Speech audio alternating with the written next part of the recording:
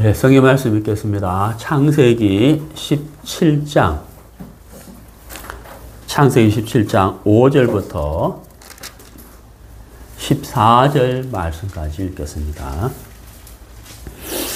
5절 이제 후로는 내 이름을 아브라함이라 하지 아니하고 아브라함이라 하리니 이는 내가 너를 여러 민족의 아버지가 되게 함이니라.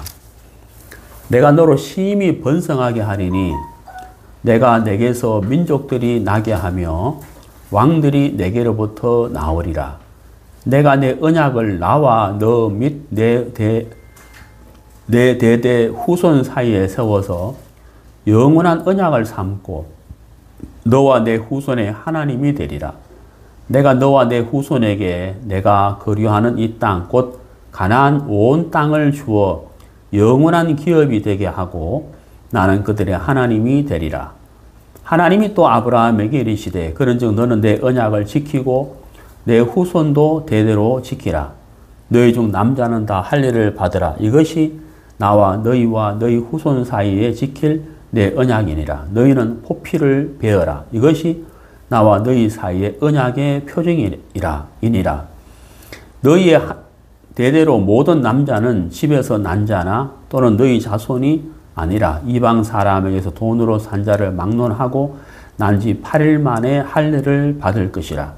너희 집에서 난 자든지 너희 돈으로 산 자든지 할례를 받아야 하리니 이는 내 언약이 너희 살에 있어 영원한 언약이 되려니와 할례를 받지 아니한 남자 곧 그 포피를 베지 아니한 자는 백성 중에서 끊어지리니 그가 내 언약을 배반하였음이니라. 네, 14절 말씀까지 읽었습니다.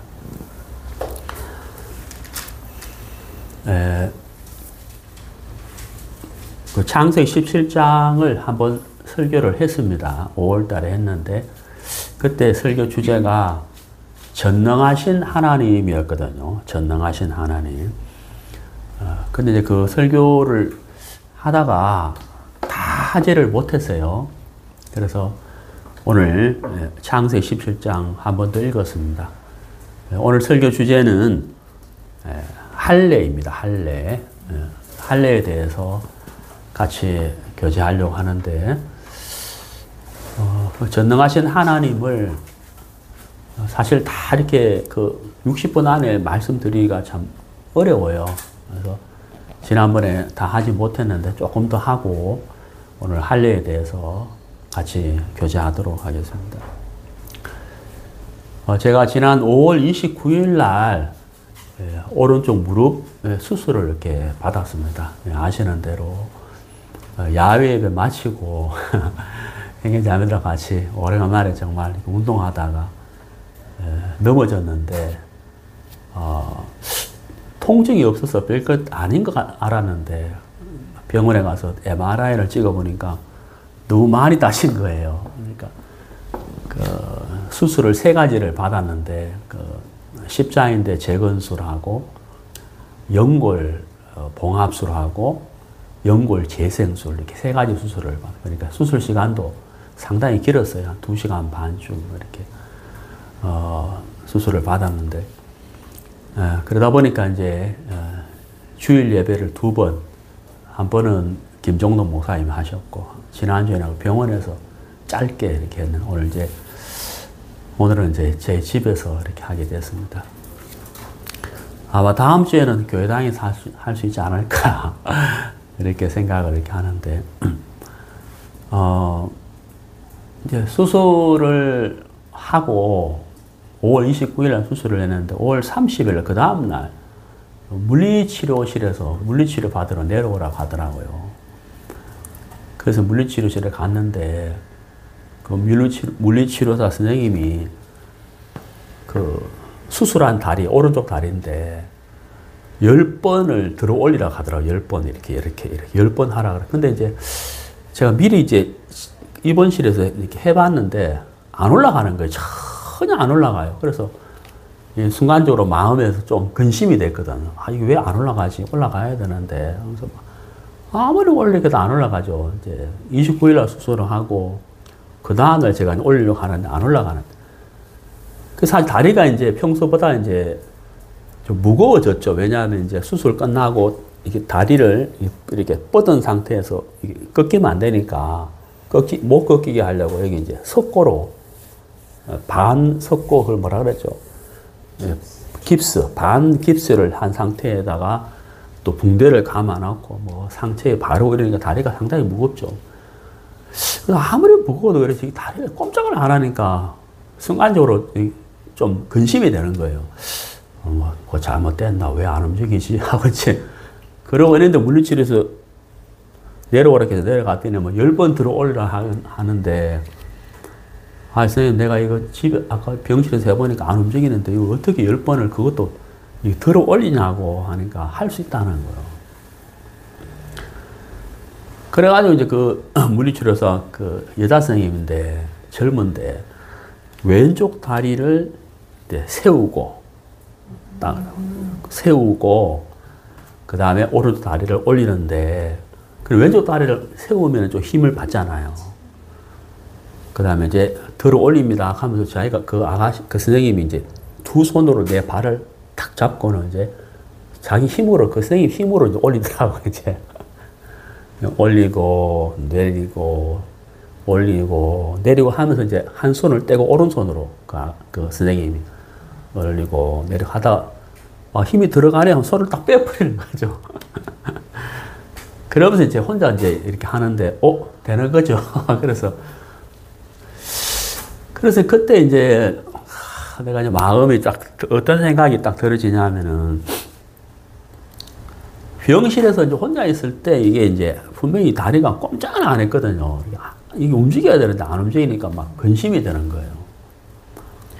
근데 물리치료실에 갔는데 이제 그 선생님이 이제 한쪽 발을 올리고 자기가 도와주겠다 하면서 이렇게 해가지고 이제 운동을 시키다가 이제 한 손 빼고 두 손 빼고 이제 혼자 해보라 하면서 하는데 이제 되는 거죠. 지금도 이제 수시로 운동하라 그래 계속 운동을 하고 있는데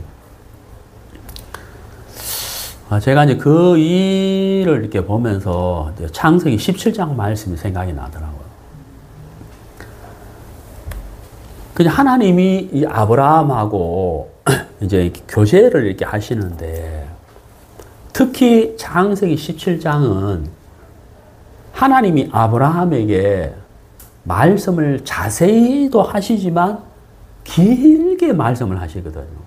자세히 하다 보니까 말씀이 길어질 수밖에 없는데 특히 창세기 17장에서는 하나님이 아브라함의 이름을 아브라함이라고 계명을 하시고 사라의 이름도 계명을 해 주시거든요.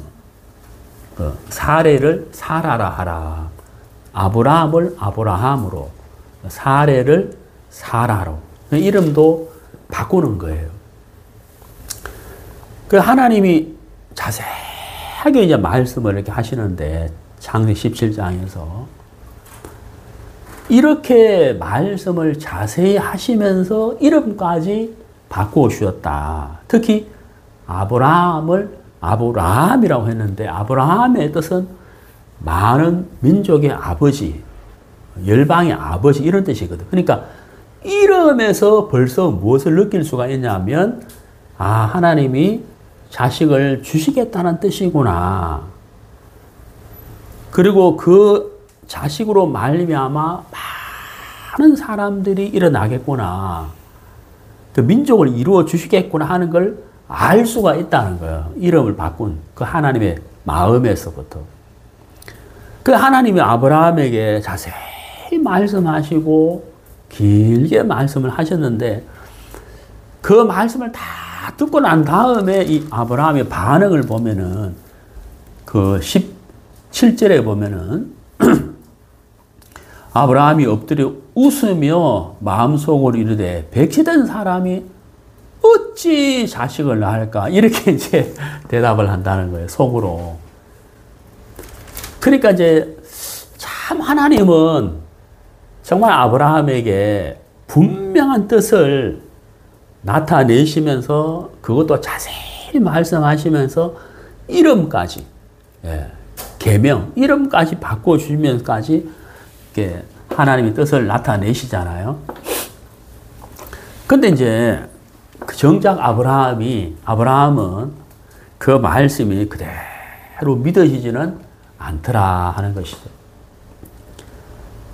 저는 이제 이 창세기 17장을 읽으면서 참 너무 감사한 것이 뭐냐면, 아브라함은 그렇게 자세히 말씀을 들어도 아브라함 마음속에 믿음이 잘 안 일어나더라는 거예요. 아브라함의 이제 이 생각이라는 것이잖아요.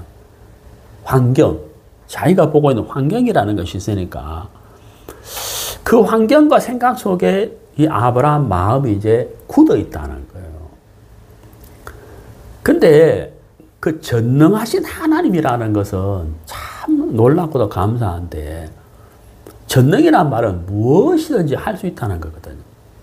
근데 그 전능하신 하나님이 무엇이든지 할 수 있는 건데, 그 무엇이든지 할 수 있는 것 중에서도 가장 귀한 일을 하나로 딱 꼽으라고 한다면, 저는 무엇을 꼽고 싶으냐면은 바로 사람의 마음을 변화시키는 것.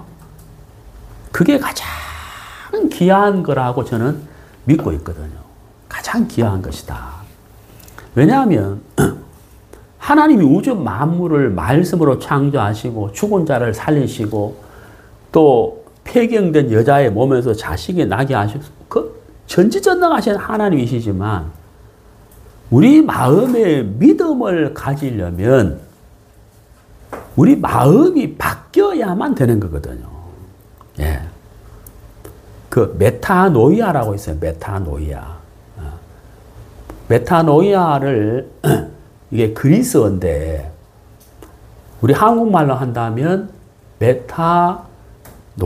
메타라는 단어와 노이아라는 단어의 합성은 그거예요. 메타노이아가. 메타노이아의 뜻이 뭐냐면은 생각의 변화, 마음의 변화를 말해요. 그리고 우리가 보통 회개라는 단어를 쓰잖아요. 회개. 그게 이제 메타노이아거든요. 그 하나님이 우리에게 하시는 일 중에 가장 크고 귀한 게 바로 뭐냐면 메타노이아. 우리의 굳은 생각과 관념을 바꿔버린다는 거예요. 이게 하나님이 하시는 거라는 거예요. 그러니까 우리가 믿음을 가지려면 우리의 굳은 생각에서, 관념에서 벗어나야 되잖아요. 말씀을 받아들여야 된다는 거예요.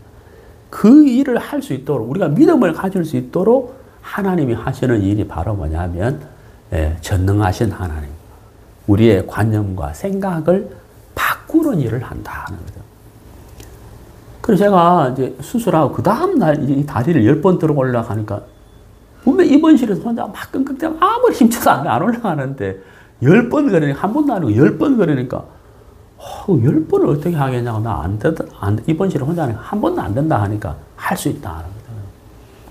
그 물리치료사는 이런 환자들 계속 봐왔기 때문에 할 수 있다고 쉽게 말할 수 있잖아요. 하나님은 얼마든지 할 수 있지만 아브라함의, 사라의 마음에 그 인간적인 그 사고, 그 환경에서 오는 이 마음이, 생각이 굳어 있잖아요. 다 굳어 있잖아요. 어떻게 자식을 낳아? 근데 하나님은 자식을 주기 전에 무슨 일을 하시느냐 하면 이 관념과 생각에서 벗어나게 하는 일을 하신다는 거예요. 나는 그게 가장 귀하고 큰 일이라고 생각하거든요. 메타노이아. 제가 구원받기 전에 그랬어요. 구원받기 전에 죄를 지을 때마다 회개하는데 이거 도대체 언제까지 어떻게 이런다고 진짜 죄만 깨끗하게 씻어질까? 근데 이제 그것밖에 몰랐기 때문에, 제 말 이해가시죠? 그것밖에 몰랐기 때문에 죄 짓고 회개하고, 죄를 안 지으려고 각오하고 결심하고, 또 죄 짓고 회개하고 각오하고 결심하고, 이 틀 안에서 계속 뱅뱅뱅뱅 돌았다는, 다람이 새파기 돌듯이. 이것밖에 몰랐는 거예요. 근데 어느 날 하나님이 창세기 3장 말씀을 통해서 내 마음에 빛을 비추셨다는 거예요.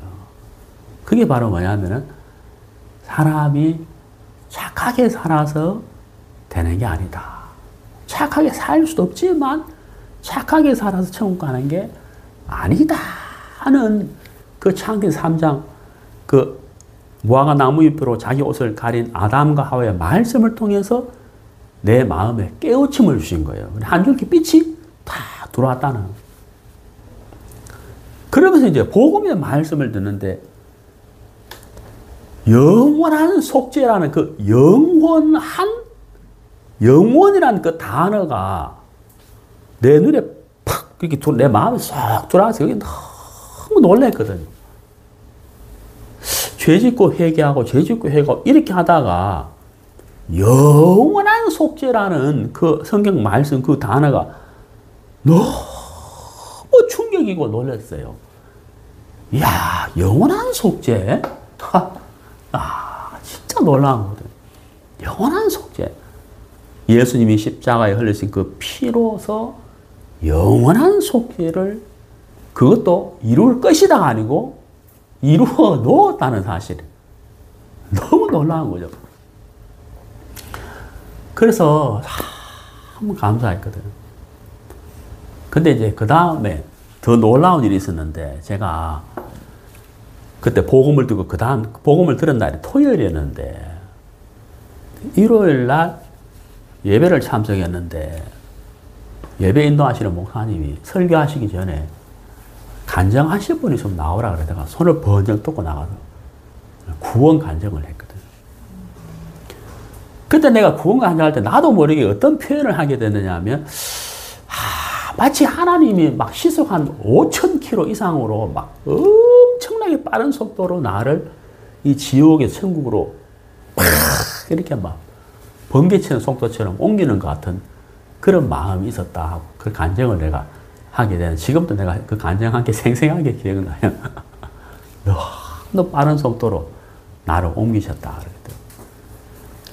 그러니까 하나님이 저를 구원하시기 위해서 일을 하셨다는 거죠.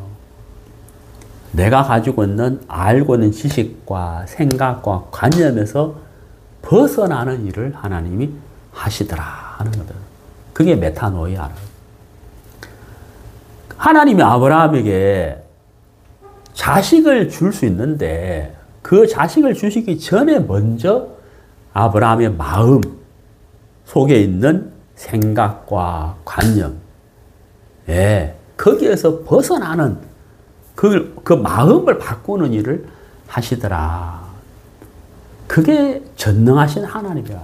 저는 전능한 일 중에 가장 크고 귀한 것은 바로 그것이라고 생각합니다.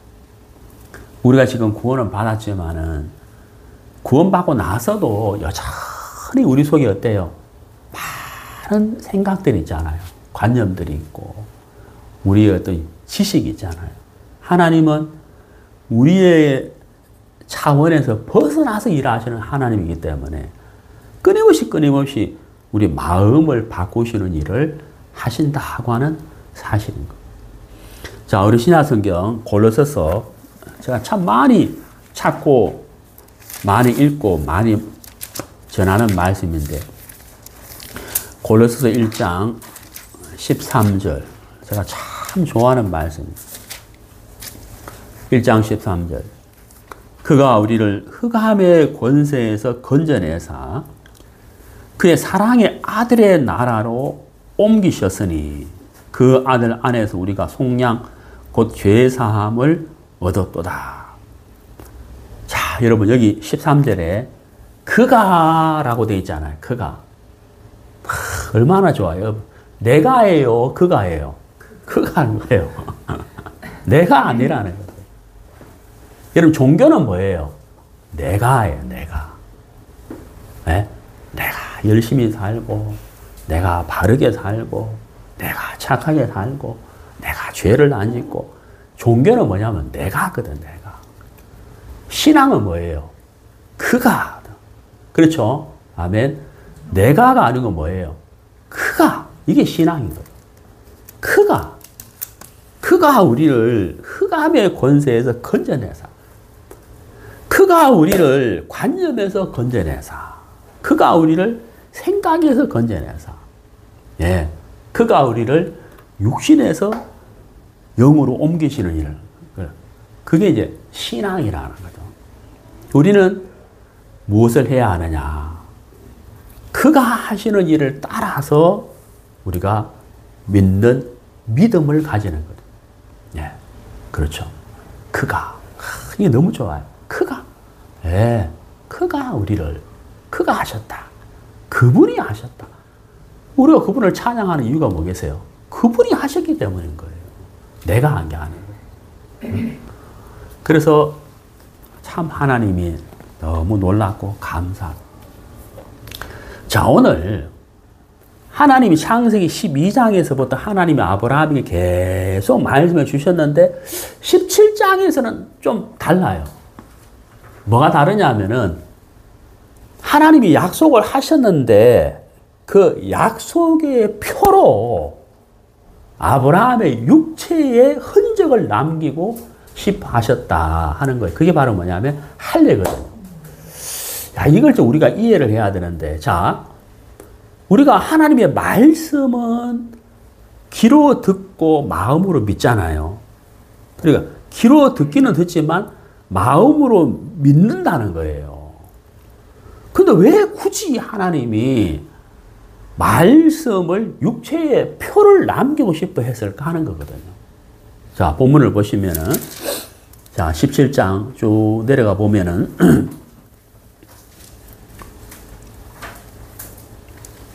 11절에 너희는 포피를 베어라. 그러니까 할 일을 행하라는 거죠.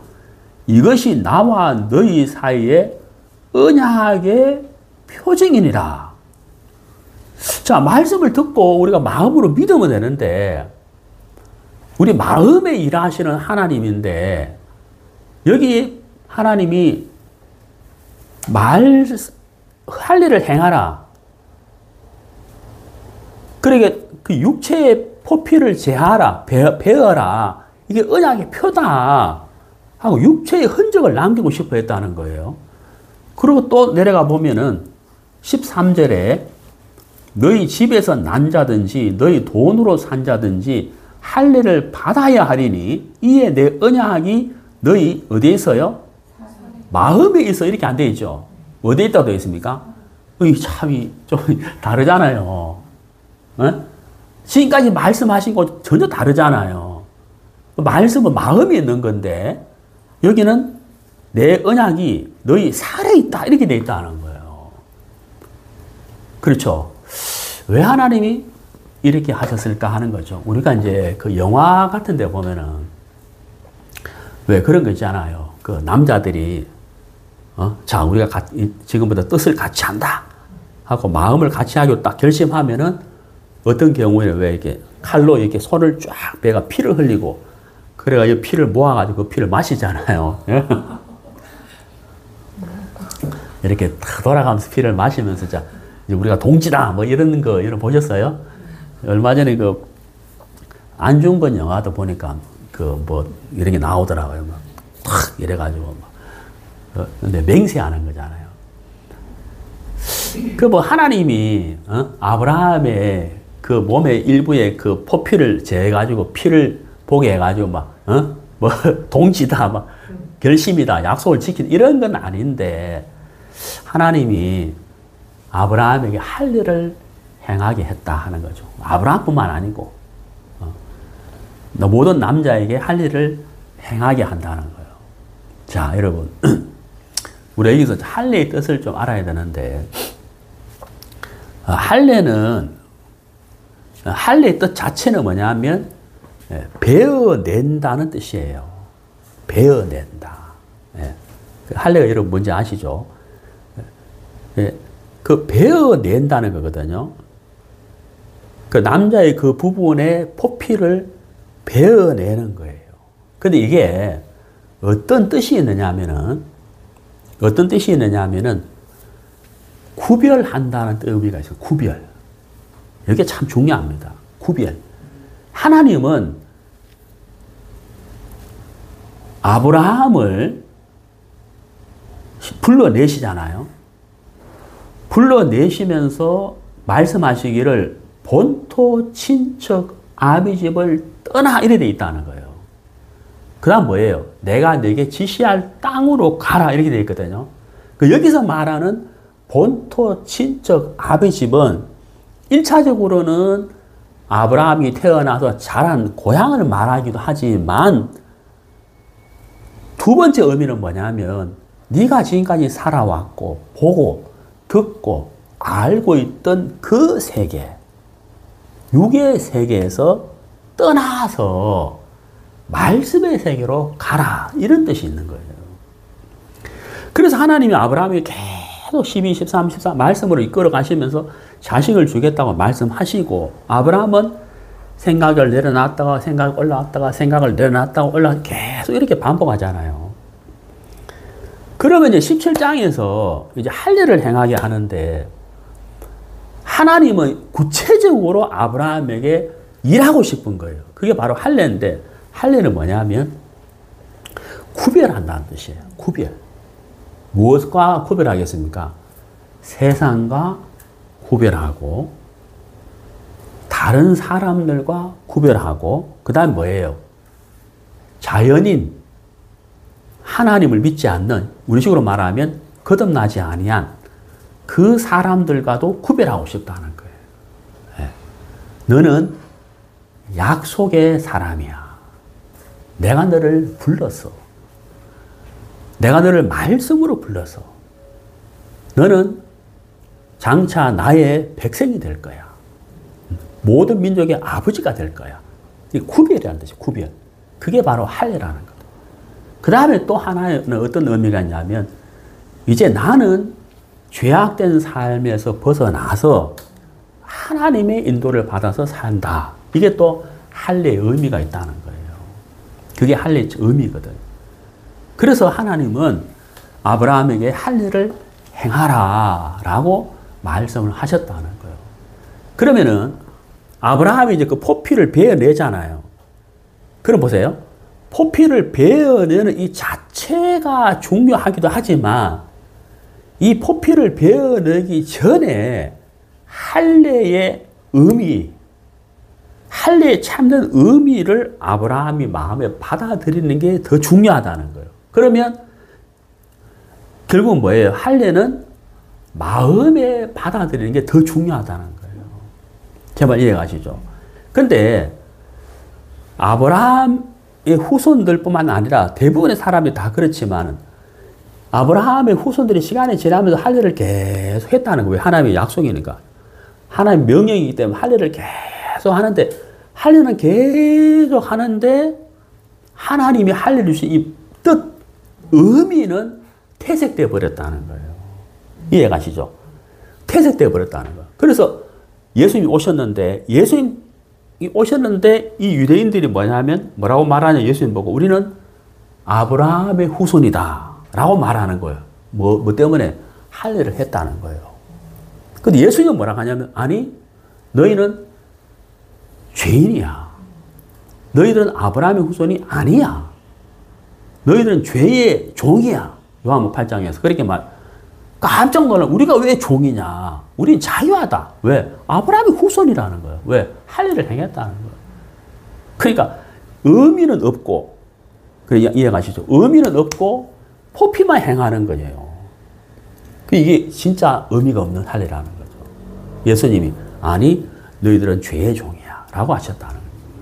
그래서 하나님이 아브라함에게 할례를 행하라고 하시는 것은 창세기 12장에 주신 약속을 구체적으로 아브라함에게 더 자세히 심어주는 것이고 너는 이제 구별된 사람이다.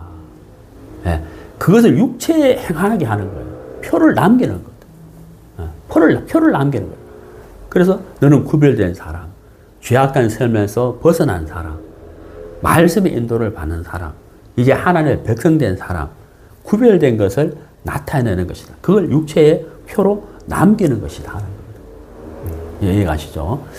자, 우리 성경을 좀 찾아보겠습니다. 구약 성경 레위기 11장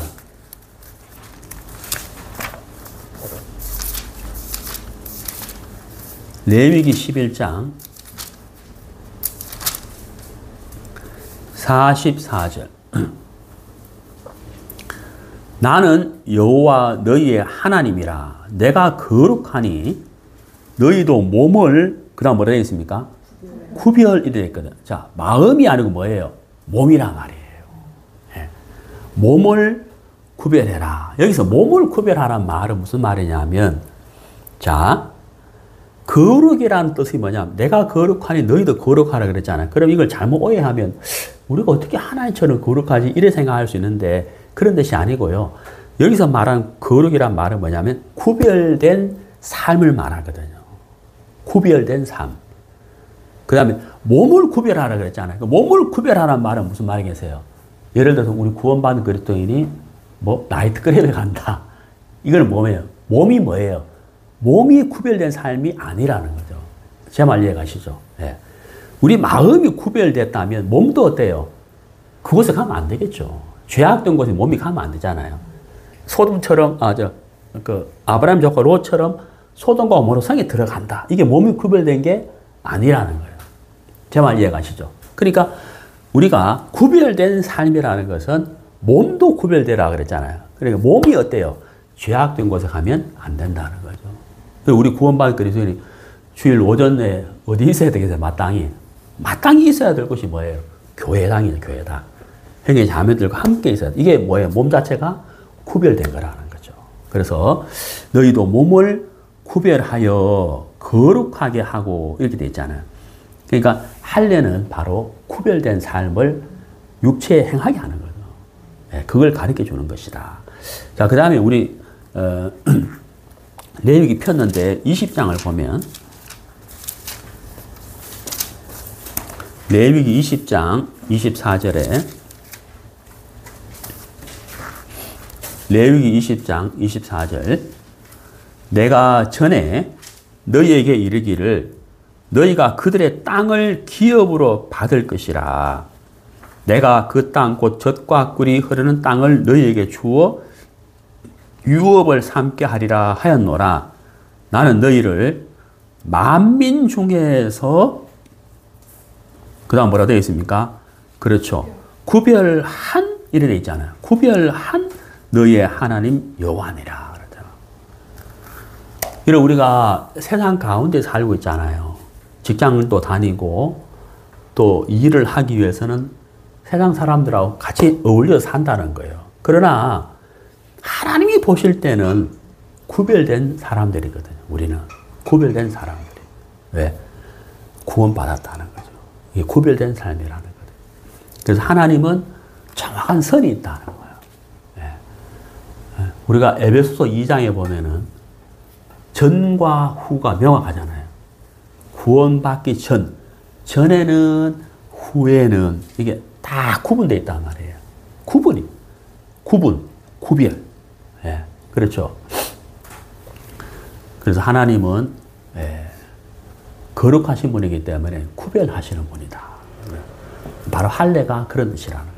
구별된 삶이다. 자, 우리 구약성경 신명기 10장 레위기 다음에 민수기 다음에 신명기 10장 16절. 자, 여기 이제 할례에 대해서 자세히 나오는데 신명기 10장 16절. 그러므로 너희는 마음에 할례를 행하고. 자, 여기 뭐라고? 어디에 할례를 행하고요? 마음에. 자, 마음에 할례를 행한다는 게 뭐겠어요? 그렇죠. 육신의 생각에서 벗어나는 거예요. 육의 포피를 베어내는 것처럼 우리가 가지고 있는 옛삶, 육신의 삶, 구원받기 전에 굳었던 고정관념, 본토 친척 아비집, 거기서 보고 듣고 배웠던 지식이나 경험이나 환경이나 그런 모든 것을 육신의 포피를 베어내는 것처럼 이걸 말씀으로 베어내버리는 거죠. 아, 내가 정말 이런 것들이 참 무익하구나. 내가 하나님의 인도를 받는 데 있어서 이게 참 무익하구나. 제가 5월 29일 날 수술을 받고 5월 30일 날 물리치료실에 내려오라 해 내려가 10번 들어보라 하는데 내 입원실에서 아무리 병실에서 안 올라가는데 10번을 어떻게 보느냐. 그게 이제 내 생각이잖아요. 나로서는 안 되는 거잖아요. 아니요, 할 수 있습니다. 하면서 합시다. 하면서 왼발을 세우시고, 이런 방법이 있었네. 자, 제가 도와드릴게요. 하다가, 힘이 들어가시네요. 손 놓을게요. 탁 놔버리니까 제가 된다는 거죠. 예. 이걸 배워내는 거잖아요. 배워내는 거. 그러니까 마음에 할 일을 한다. 내 마음에 굳은 육의 것을 배워내는 것이다. 하는 거죠. 그러니까 이제 유대인들이 이 말씀을 알기는 알아도 시간이 지남으로 인해서 의식적으로 할 일을 행하고 마음에 할 일을 하지 않았다는 거죠. 예. 예, 우리는 구원받았잖아요. 예, 구원받은 사람은 마음에 할 일을 행한 사람들이다. 예, 또 우리 찾아봅시다.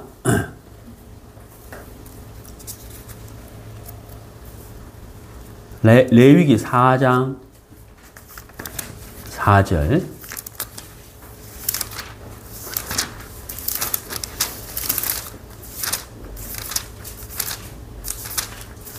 레위기 4장 4절. 죄송합니다. 예레미야 4장입니다. 예레미야. 죄송합니다. 예레미야 4장. 구약성경 1055페이지. 예레미야 4장 4절. 유다인과 예루살렘 주민들아, 너희는 스스로 할 일을 행하여. 자, 그 다음 잘 보세요. 너희 마음 가죽을 베고, 그렇죠. 그러니까 이제 육신의 가죽, 포피를 제하는 게 아니고, 마음 가죽을 베어라. 마음 가죽을 베어라. 조금 전에 말씀드렸지만, 유대인들이 우리는 종이 된 적이 없다. 우리 아브라함의 후손이다. 그게 뭐예요? 마음 가죽을 안 베고 있는 거예요. 우리는 할 일을 받았는데, 예? 마음은 아닌데, 몸에 할 일을 받았다는 거예요. 이게 표가 아니냐. 우리는 아브라함의 후손이다. 예수님, 아니야. 너희들은 다 죄의 종이야. 그 예수님의 그 말씀을 듣고, 정말 우리가 살아온 삶을 돌이켜보면, 아브라함의 후손이라 하고, 몸에 할 일을 받았지만, 여전히 죄악된 삶 속에 벗어난 적이 없어. 그걸 발견하고, 그걸 시인하고, 회개했다면, 예수님을 영접했다면, 그게 마음의 가죽을 베는 거잖아요. 근데 유대인들은 그렇게 하지 않았다. 성경은 우리에게 말씀하시기를, 마음의 가죽을 베고, 나 여호와께 속하라. 여기 속하라. 그러니까 어때요? 아브라함에게 할 일을 행하라. 구별된 삶이잖아요. 그러니까 뭐예요? 하나님에게 속하는 것이죠. 너는 내 백성이라. 네, 그렇죠. 속한 삶이다 하는 거죠. 네, 그 다음에 네, 구약성경 에스겔서 44장.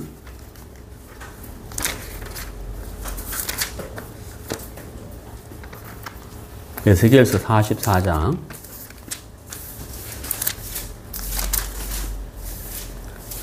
44장 7절. 너희가 마음과 몸에 할례 받지 아니한 이방인을 데려오고. 예. 오늘 읽은 본문 창세기 17장에 보면은 아브라함이 할례를 행하라 그랬는데, 이 할례를 행하는 것은요, 유대 민족만 할례를 행하는 게 아니에요. 이방인에게도 할례를 행하라 그랬거든요. 그건 무엇을 이야기합니까? 복음의 그림을 말씀하시는 거예요. 복음은 유대인에게만 전해지는 게 아니라는 거죠. 우리가 사도행전을 읽어보면은 예수님의 제자들조차도 어때요? 이방인에게 복음을 전하자고 하니까 깜짝 놀라잖아요. 왜 이방인에게 복음을 전하냐? 그죠? 깜짝 놀라잖아요. 근데 하나님이 어때요? 베드로의 관념을 팍 깨뜨려 버리잖아요. 이방인에게 복음 전하기 위해서. 예. 그러니까 이방인에게도 할례를 행하라고 하셨다는 거죠. 그 바로 복음의 그림이거든요. 예. 복음은 누구에게든지 간에, 예. 땅끝까지 복음을 전하는 것이다 하는 거죠.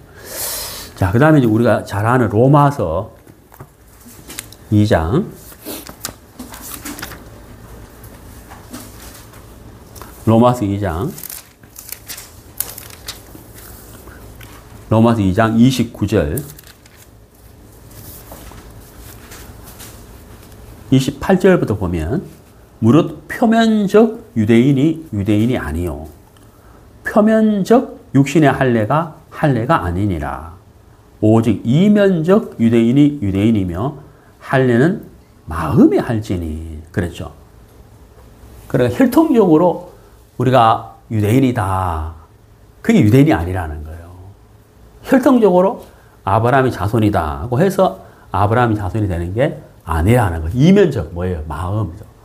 마음에 할례를 행하고 마음 가죽을 베고 마음으로 말씀을 믿고 구별된 삶을 사는 사람, 그 사람이 바로 영적 유대인이고 아브라함의 후손이다 라고 말씀드릴 수가 있습니다. 이제 이 할례가 이제 유대인들이 주로 행하게 되는데, 구약 시대의 할례는 신약 시대에 와서 어떻게 바뀌느냐 하면은 바로 침례예요, 침례. 구약의 할례가 신약에는 침례로 바뀌는데, 이게 바뀐다고 잘못 알아들으면 구약에 행하던 할례가 이제 침례를 받으면 똑같은 의미, 그 표시인가 보다. 이게 그런 뜻이 아니고, 할례의 영적 의미, 할례를 주신 하나님의 그 뜻, 그 의미가 침례로 언약이 이어진다, 이런 뜻이에요. 제 말 이해가시죠? 한번 찾아봅시다. 우리 신약 성경 골로새서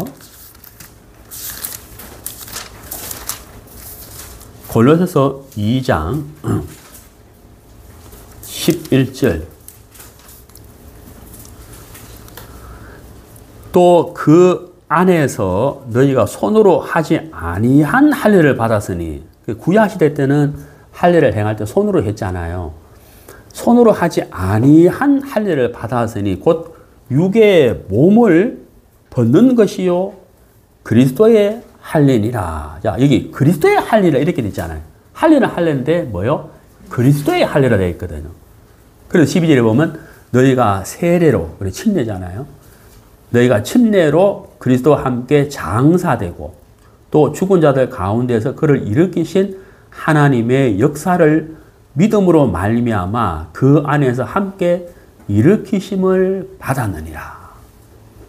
그러니까 그 할례의 참된 의미가 신약에서는 침례로 그 언약이 이어졌다, 연결되어졌다고 하는 사실인 거예요. 그래서 우리가 구원받았다 하는 것은 바로 구원받고 우리가 이제 침례를 받잖아요. 그러니까 우리가 받는 침례, 구원받고 나는데 침례식에 하면 침례 받는 것은 내 옛사람이 죽었다는 것을 형제 자매들 앞에서, 하나님 앞에서 보여주는 거잖아요. 공표하는 것이고, 내가 십자가에서 죽고 내가 십자가에서 죽었다, 예수님과 함께 장사되었다.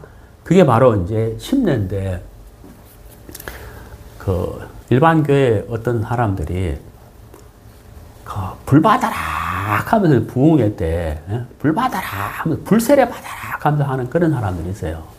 그래서 막 불 받아라 하면서 이러면은 사람들이 어떡 막 이러거든요. 다 쇼인데. 그래 뭐 불침례다, 불세례다 막 그래 말하는데 그 다 가짜고요. 내가 십자가에서 죽었다는 거, 누구와 함께? 예수님과 함께. 그게 바로 골로새 2장 12절에서 말하는 세례인 거예요.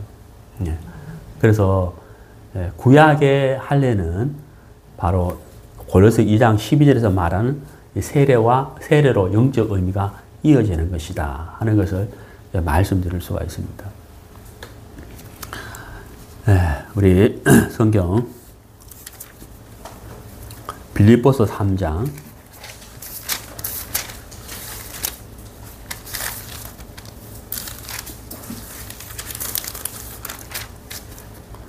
빌립보서 3장 3절.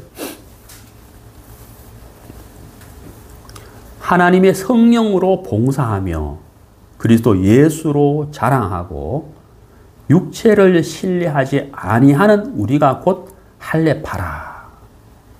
자, 성령으로 봉사하고 그리스도 예수로 자랑하고 육체를 신뢰하지 아니하는, 그리고 몸의 그 육의 가죽을 베어내는 거잖아요. 베어낸다는 말은 육의 것을 떨쳐버렸다. 육신의 생각을 따르지 않는다. 말씀의 인도를 받는다. 그러니까 육체를 신뢰하지 아니한 우리가 곧 할례파라. 그러니까 우리가 구원받은 그리스도인이 바로 할례받은 사람이다 라고 말씀드릴 수가 있습니다. 그 아프리카에서는 이게 정말 그 아프리카는 토속 종교하고 이 기독교하고 좀 이렇게 결탁된 게 참 많아요. 참 안타까운 일인데, 그래서 아프리카에서는 여자도 할례를 받아야 된다 이래가지고 상당한 문제가 있거든요. 다 그 성경은 분명히 남자만 할례를 받는다.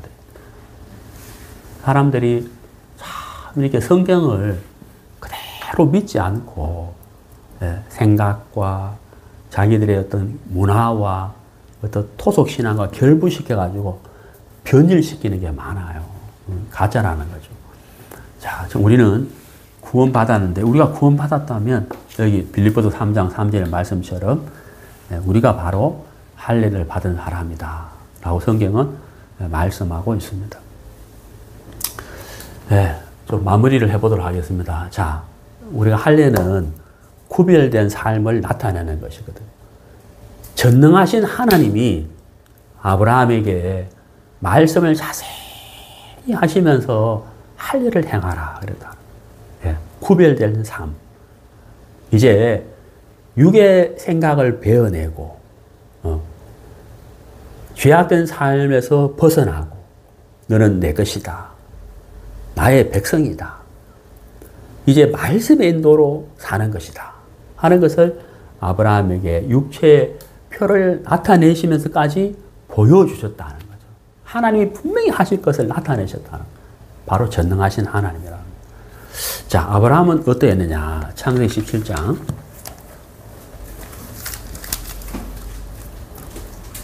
17절. 아브라함이 엎드려 웃으며 마음속으로 이르되 백시된 사람이 어찌 자식을 낳을까? 사라는 90세니 어찌 출산하리요? 하고 아브라함이 이에 하나님께 아뢰되 이스마엘이나 하나님 앞에 살기를 원하나이다. 이제 아브라함이 자기 생각을 이야기하는 거잖아요. 근데 19절에 보세요. 하나님이 이르시되 아니라.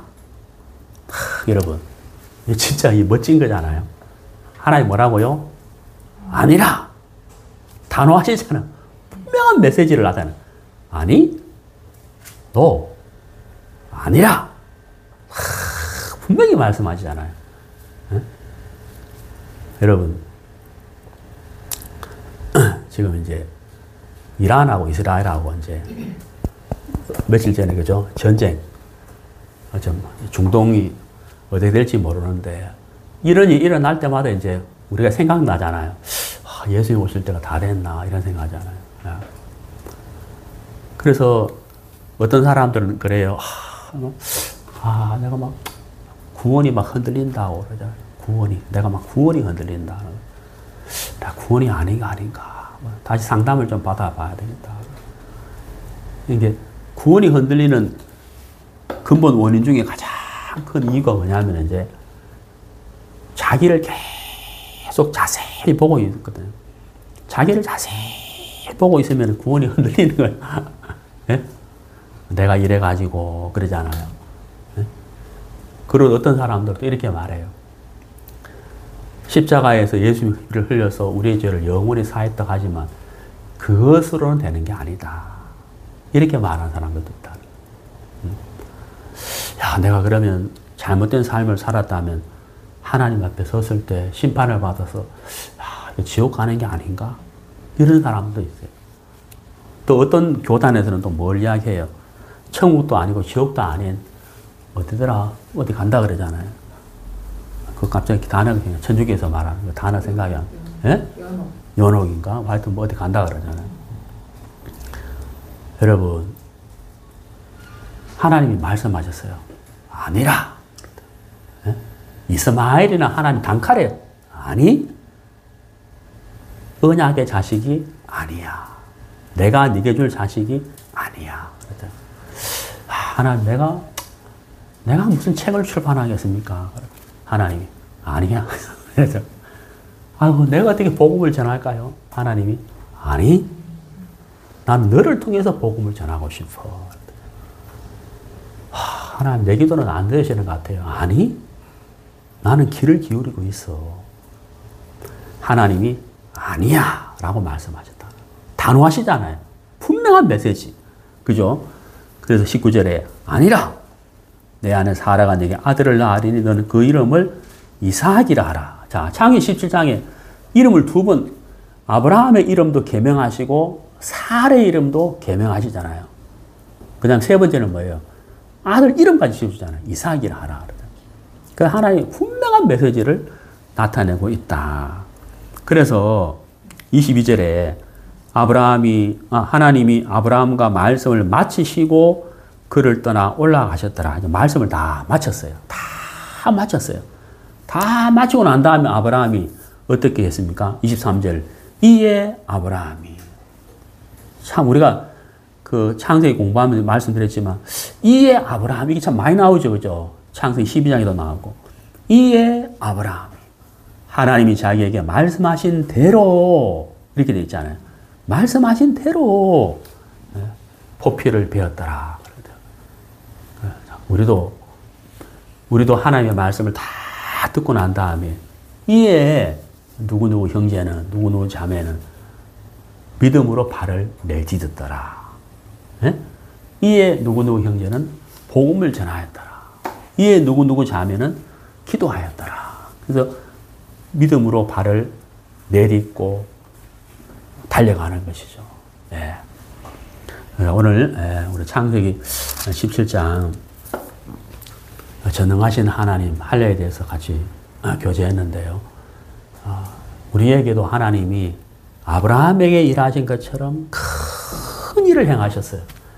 우리 마음을 바꾸시는 일. 그리고 우리 마음의 가죽을 베는 일을 하나님이 하셨다. 그래서 우리가 영적 할례를 받은 사람들이다. 그래서 우리가 구별된 삶, 하나님께 속한 사람들이다 하는 것을 같이 공부했습니다.